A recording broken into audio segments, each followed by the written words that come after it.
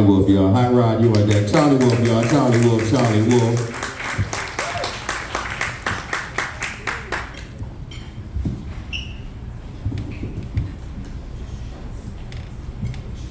So I want to open up the act, so to speak, with a very vague or direct summary of where all of my writing stems from and how, despite everything I've been through, I believe in a God, but not the God that we see in church. I have a poem, it's not going to be shared tonight, but I didn't meet God in a church, and that's one of my poems I've written somewhere. Anyway, so prior to my adoption, I had gone through all three major types of abuse. So there was emotional abuse and physical abuse and sexual abuse for me. And I spent a lot of my childhood, adolescent, and adulthood trying to find my way through all of this. And I landed with writing, and over COVID, I really delved into it because the depression was hitting really hard and I still didn't want to get to antidepressants. It's like, that's not going to be the answer. I'm going to write it out. Because I didn't think a pill taken every day would make me feel better about the past. So I just didn't want to go there yet.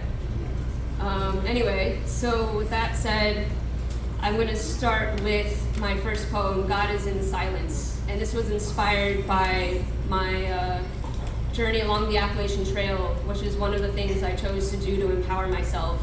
It took 6 months, but I finished it in 2016. Right.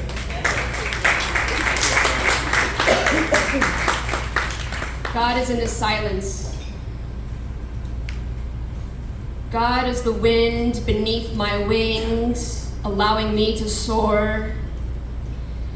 God is the warm summer rain falling through the foliage, allowing me to grow. God is the glistening dew that settles on the petals of wildflowers, adding jewels to their colorful crowns, reminding me of the blessing found in shedding one's own tears. God is the sun that warms my back, reminding me it's there, even when my back is turned, even when I sometimes choose to lose myself in the shadows I cast upon the ground. God is in all the light we cannot see between the raindrops and the breeze. God is in all the light we cannot see, the light that burgeons out from opening hearts and blossoms from open hands. God is in the silence, in the peaceful stillness that wraps around you as you prepare to go to sleep. God is in the melody birds offer us each morning. God is in the breath I breathe, in the love I give, and in the words I share. Ashe.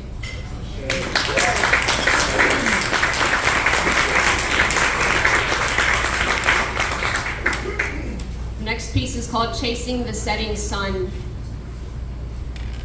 I have spent my life chasing the setting sun. I had felt unnerved as I watched it dip below the horizon and thought I had to dash after it. I had believed it was leaving me behind, and in a way it did just that. For darkness enveloped me as I ran desperately toward the receding rays. Alarmed and dismayed, I sat, or maybe crumpled in a heap on the ground and began to weep. Why had the sun forsaken me? Why had it taken its comforting warmth from me? How could I get it back? For I needed all it provided.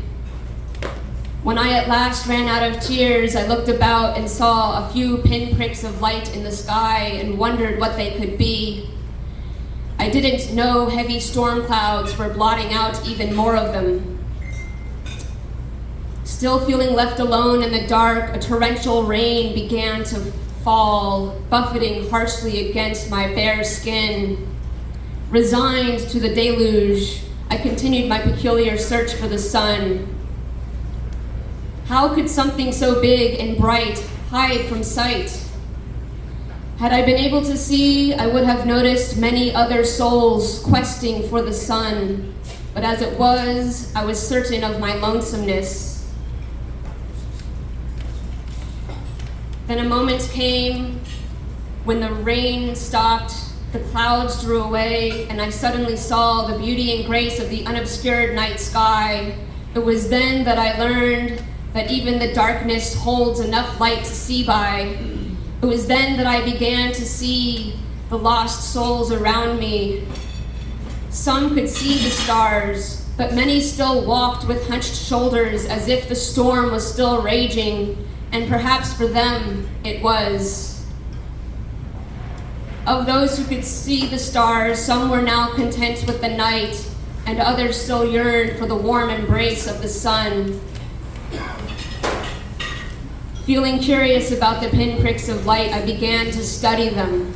Had they been there through the rain, or did they move in as the clouds moved out? Remembering I had seen a few just before the downpour, I decided they had always been there. That was encouraging.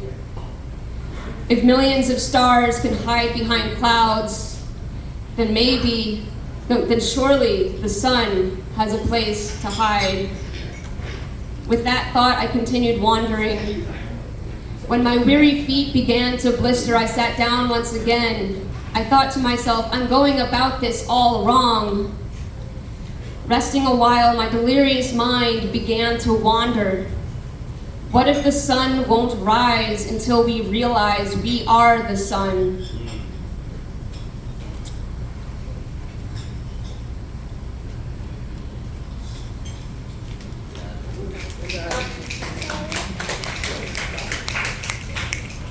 What if we came into this world forgetting our true nature? And what if in many cases our souls feel utterly trapped in formidable darkness and ceaseless storms? With my eyes closed, I turned inward and allowed the sun to rise in me. When we are surrounded by storms, it is easy for us to forget we are like the sun and the stars, always shining just beyond the intangible, vaporous clouds. Thank you.